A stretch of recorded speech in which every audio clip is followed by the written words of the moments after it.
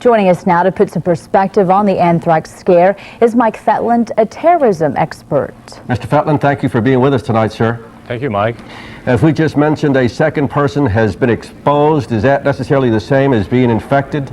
Well, it's the early stage, Mike. Obviously, if you've been exposed to anthrax, that's not a normal event. The only way that you can acquire anthrax is usually by coming into direct contact with a dead animal or something like that. These guys worked in a newspaper office, and that is not where you would encounter anything like this, such as an animal hide factory. So apparently it's an early stage, and we'll have to see what develops from here. And Mr. Fetland, we're looking at some, it looks like anthrax vaccine right there in video. Tell us about treatment, any type of antibiotics or anything that can be done once someone is diagnosed with anthrax. Well, Melissa, the good news is that there are antibiotics for anthrax. The key is that treatment has to be started early.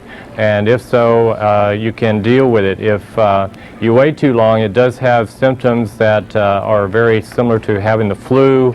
And if you wait too long, and in the first case, the gentleman who died had a very virulent strain. And but for most people, if they have early treatment, they can cure it.